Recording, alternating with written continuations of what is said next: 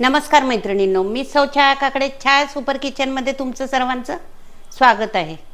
तर आज आपल्याला परत एकदा मानसी घेऊन आलेली आहे नवीन एक रेसिपी, आणि ते म्हणजे डाएट करणाऱ्यांसाठी ते आहे। तर कडधान्यांचं तिने ही रेसिपी बनवलेली आहे। तर बघा, एक चाट म्हणून सुद्धा आहे आणि एक रेसिपी म्हणून सुद्धा आहे। तर ती कशी केली काय ते तुम्ही पाहाच। तर स्प्राउट चाट बनवण्यासाठी सर्वप्रथम आपल्याला लागणार आहे हा बारीक चिरलेला कांदा, त्याच्यानंतर ही बारीक चिरलेली कोथिंबीर, टोमॅटो, बारीक चिरलेली हिरवी मिरची, हळद, लाल तिखट, त्यानंतर हे लिंबू, त्यानंतर आपल्याला लागणार आहे हे सफेद वाटाणे, मटकी, मूग आणि चणे। आता हे मी मला हवे ते कडधान्य घेतलेले आहेत।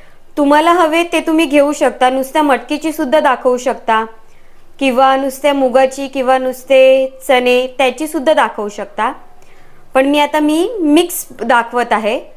त्यानंतर आपल्याला हे मीठ आणि चाट मसाला, तर हे एवढं साहित्य आपल्याला लागणार आहे।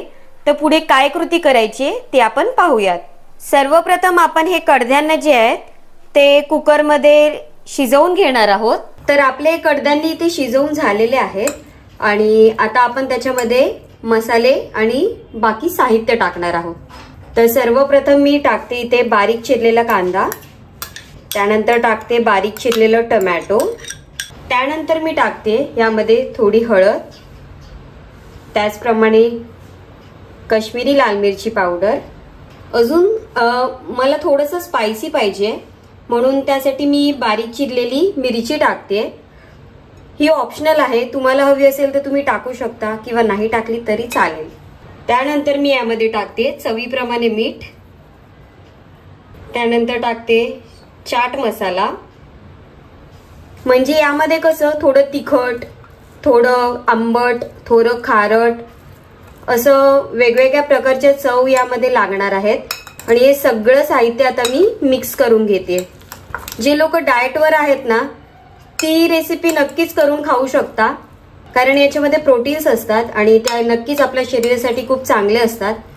त्यामुळे ही डाएटसाठी खूप बेस्ट अशी रेसिपी आहे।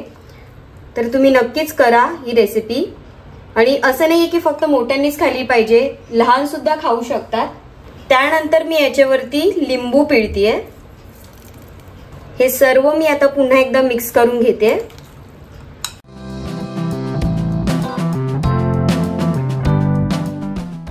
आता मी यामध्ये टाकते बारीक चिरलेली कोथिंबीर। अशा प्रकारे आपली डाएट रेसिपी रेडी झालेली आहे, एकदम पौष्टिक अशी आणि मुळात पोट भरणारी। तर तुम्ही सुद्धा ही नक्की करा। आता मी हे जे चाट बनवलेलं आहे ते मी एका प्लेटमध्ये सर्व करते आणि खाण्यासाठी घेते। तुम्ही सुद्धा नक्की घ्या।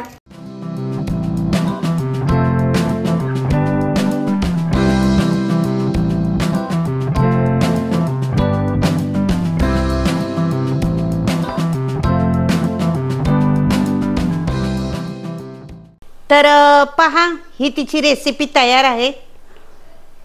खूप छान वाटते, खाऊन पाहायलाच पाहिजे। मी कडधान्य खात नाही कारण माझ्या पोटाचा प्रॉब्लेम आहे, तरी पण आता मला खावीशी वाटते आणि मी ती खाणार आहे।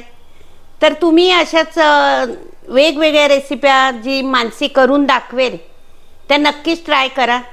आणि महत्त्वाचं म्हणजे काल आमच्या साईचा फोन आला होता तिला। साईने सांगितलं, ताई मी तुझी रेसिपी केली, आणि काय केलं तर त्याने कोल्ड कॉफी केली। म्हणजे त्याने करावी अशी ती होती, त्याचप्रमाणे त्यांनी हे करावं असंच आहे। म्हणजे लहान मुलांनी सुद्धा करून खावं अशा ती रेसिप्या नक्कीच दाखवणार।